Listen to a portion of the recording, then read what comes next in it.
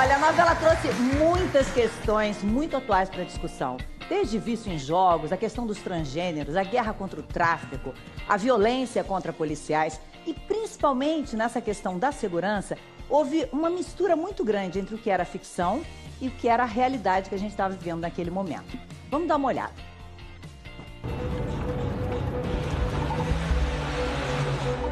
Durante os meses em que esteve no ar, a Força do Querer trouxe a realidade brasileira para a ficção.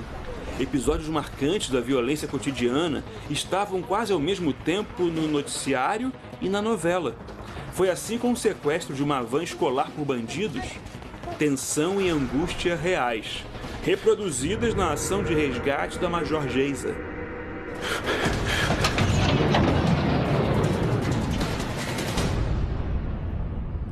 Na invasão da favela em que morava a Bibi Perigosa, a sincronia da trama da novela com a realidade foi ainda mais marcante. Aconteceu no mesmo momento em que moradores da Rocinha ficavam acuados na guerra entre traficantes rivais e operações da polícia.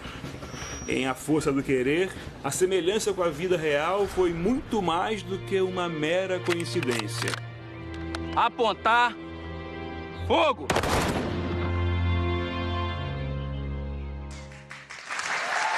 E eu fico imaginando, com tanta coisa na vida real acontecendo e vocês vivendo isso na ficção, o que vocês ouviam das pessoas, né? No seu caso, ou seja, algum tipo de revolta ou de torcida, o que as pessoas diziam pra vocês que viviam aquela situação naquele momento? Tanta coisa, tanta coisa. Tem um ponto nisso aí. A gente estava tão dentro da novela, tão gravando, que nem sempre a gente tinha uma noção real do alcance da novela. Isso que você falou agora, apresentando o programa. E hoje à noite, milhares de brasileiros vão... Milhões. Você olhou aqui e fez... Ih, a gente... Caraca, é verdade. É milhões, gente... né? Não tem milhares nenhum, não. São milhões e milhões. Eu tô rindo. Os milhares, ó. Mas a gente às vezes está tão dentro que a gente às vezes não tem a noção do alcance real disso tudo. Claro, a gente chega de noite, a gente vê um jornal, alguém comenta mas às vezes não tem nem tempo de saber todos os detalhes do que está acontecendo. Todos os detalhes, não. Eu tomei muito puxão de orelha, fui xingada pra caramba. Muitas pessoas me entendiam, outras não. Mas essa coisa, então, da Rocinha, eu lembro que foi uma loucura, porque no dia que eu tinha que ir pra Tavares Baixo, que é a comunidade onde a gente gravou todas essas sequências, eu não consegui chegar na gravação porque eu não consegui passar pela Rocinha. Então eu falei, gente, é a novela da vida real. Realmente a gente tá vivendo momentos complicados. E você, Paola? Eu acho que, desculpa, eu ia falar que grande parte do sucesso, eu acho que é essa dubiedade, essa mistura de realidade com ficção, do encanto que tem a novela, com personagens como o da Isis e a realidade da nossa parte. Então as pessoas ficavam também divididas. E da minha parte as pessoas falavam muito da Ju pelo embate, mas uma coisa legal foi ver essas situações todas por um outro lado, que o lado de uma profissional como a Geisa, né? E com um olhar feminino também, né? Que a gente ouve falar também por aí, com um olhar feminino. Então, essa coisa o que a gente escuta, muita coisa. O que era interessante, quando a novela começa, vocês duas são pessoas que estavam as duas do lado da justiça. Você pela polícia, pelo cumprimento da ordem, e você também pelo lado do direito, estudando ser uma advogada. Em algum momento aquilo ali se perde. Em algum momento, você escapa. Você identifica isso? Em que momento a personagem começa a se perder? É legal você falar sobre isso, porque uma novela que fala sobre desejos e quereres, e a Glória fez isso muito bem, propôs essa reflexão para as pessoas, que às vezes basta um momento, um deslize entre o certo e o errado, entre o nosso pilar moral, eles são frágeis. Então, basta às vezes uma decisão. Ela decidiu pelo homem, pela paixão, pelo amor. A Bibi, ela sempre foi norteada por isso. Hoje, mais cedo, estava passando um programa e a primeira vez que eu ouvi falar de borderline... Ela tem uma característica de borderline, aquela pessoa que movida apenas pela paixão. Apenas ela é só emoção. Ao contrário como ela falou, dos psicopatas que são totalmente razão, a borderline, ela é só emoção. Então, Foi mais você, né, que estava sendo discutida essa questão. E aí a Bibi se perdeu nesse lugar do amor, que na verdade é uma fixação, é uma paixão, não é amor de verdade. Mas eu só queria abrir um parênteses aqui para falar e dar os parabéns para casa, para a TV Globo, para a direção, para o Silvio, Glória, Papinha, porque foi uma novela muito corajosa. A gente sofreu muitas críticas em torno do... Vocês estão glamorizando o tráfico, vocês estão glamorizando situações que não são... Eu acho que houve realmente um olhar obtuso em alguns momentos, porque a intenção sempre foi promover a reflexão. É isso que as pessoas estão pensando. É essa pergunta que você me fez. Em que momento escapou? Em que momento degringolou tudo? O que acontece nas famílias, né? Eu acho onde vai a força da sua vontade, do seu querer, até onde você quer uma coisa e se perde no meio dela. Quantas famílias estão ali tentando cuidar dos seus filhos e em algum momento algo acontece e a família inteira está indo para um lado e um escapa para o outro. Ilona é uma especialista que trabalha com isso, tem 1000 pesquisas sobre isso.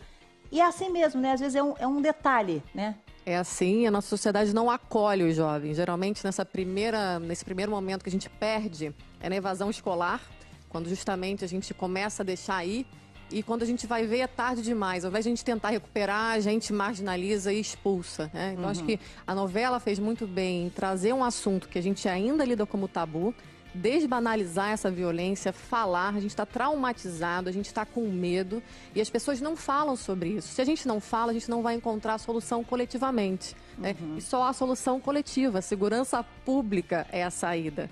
Vencer essas máximas de bandido bom e bandido morto, cidadão do bem, cidadão do mal, porque a Bibi era super do bem. Perfeito.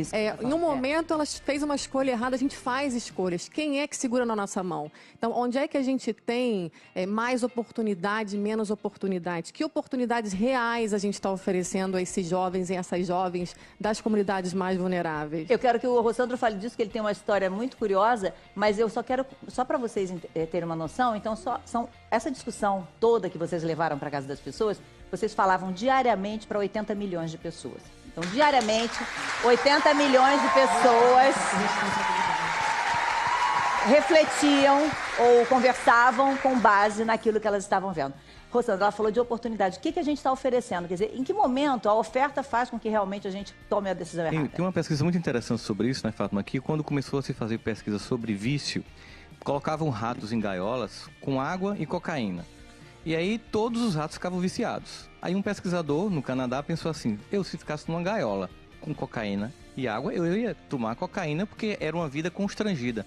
Então ele pensou, a pesquisa está errada. Ele fez um parque dos ratos. Ele pegou uma área de 8 metros quadrados e colocou lama, areia, colocou outros ratos, pneu e colocou cocaína e água. Resultado, nenhum rato se viciou. Por quê? Porque havia um contexto, havia cultura, havia no contexto do rato, havia arte, havia cultura, havia esporte e o mais importante, eles estavam interagindo uns com os outros e havia aceitação desse coletivo. Então, quando você isola, quando você, como Ilona colocou, você tira da escola e depois você coloca no lugar comum de ser um marginal que deve ser evitado, a gente chapa como alguém que deve morrer para que a gente fique aliviado na nossa classe média confortável, a gente tira a oportunidade de muitas pessoas. A gente tem números que impressionam muito, que são números que mostram que 4 jovens, a pesquisa com de cada 1.000 jovens, entre 12 e 19 anos, 4 vão ser assassinados nessa faixa etária. Desigualdade bate também do lado de cá. Eu tive com eles, eu trabalhei com os policiais de verdade, né? Eu via muita coisa deles. Eu via muita gente que já não está mais ou que tem parente. E a desigualdade, todos esses fatores que você falou batem do lado de cá. Porque eles ficam desgostosos, desmerecidos, eles se sentem piores, desprestigiados. Como é que a pessoa levanta cedo para ir trabalhar e vai numa função como a Geisa ia, sem nenhuma vontade, sem nenhuma força, sabe? Sem poder mostrar que é policial. Você é de uma família que tem policiais, né? Sim. Você conviveu com isso e você vê que hoje em dia você não poder mostrar sua farda, você não poder dizer É por isso que eu acho interessante também que o lado de cá foi mostrado de uma outra maneira, né? Como tem bons e maus profissionais. Em qualquer área. Tem pessoas que são mais ou menos prestigiadas, mas a dificuldade pro lado de cá, com os mesmos fatores que levam a esse erro, levam aos erros do lado de cá. E quando então, foi mostrado dois lados, e por um lado de um profissional que a gente quer ver atuando, talvez de uma maneira diferente, talvez sem enxugar gelo, mas quer ver com essa força, com essa vontade de fazer as coisas... Com essa valorização, andarem, né? Com essa valorização. Essa falta de dignidade que as pessoas têm na profissão, é o principal componente do sofrimento psicológico. Depois você junta isso a esse componente de violência, com todo esse leque que ela mostrou aí, multicausal. Então a gente tem um profissional que... A gente, por exemplo, no Brasil tem um outro profissional que estaria muito importantemente vinculado à ideia de combater a violência e construir uma cultura de paz, que é o educador no Brasil, que é o professor. E embora ele não tenha aqui disfarçado para o trabalho, como acontece com o policial, mas ele não é valorizado no Brasil. Também não. Ele é motivo de piada, de chacota, em propagandas. Então a gente tem que pensar assim, nós temos um pacto pela coletividade de construir um status civilizatório maior no Brasil, mas finalmente eu percebo que no momento que a gente está vendo, e a novela contribuiu com isso, é aquela ideia assim, não existe apenas alguns culpados, existe uma coletividade que tem que chegar às suas culpas e ter responsabilidade sobre a ação que cada um tem que ter para construir um país melhor. E ao mesmo tempo cria... Claro, não, fale.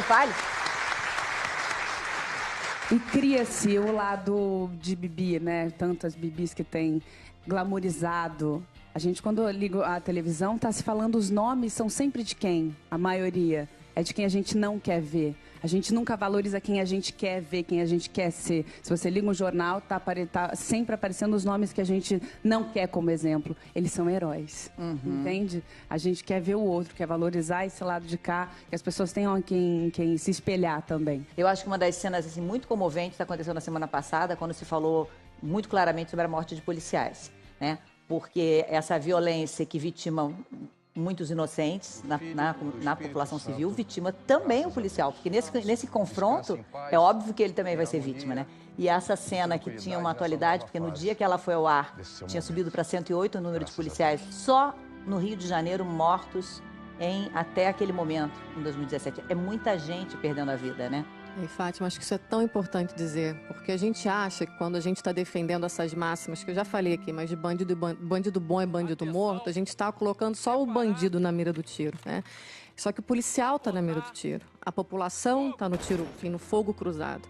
Se a gente não colocar na nossa cabeça que cumprir a lei e fazer com que quem tem que fazer essa lei ser cumprida também cumpra a lei, é a saída para que todos nós estejamos mais protegidos enquanto sociedade, a gente vai continuar olhando essas mortes e chorando e naturalizando, porque é isso, 108, imagina um governador ainda 108 enterros, né? O comandante da Polícia Militar, essas famílias, esses policiais que têm medo todos os dias ao se levantar. O Rodrigo Lombardi tem um discurso muito interessante, quem não assistiu a cena vale a pena ouvir o discurso dele. E que é baseado num discurso... É baseado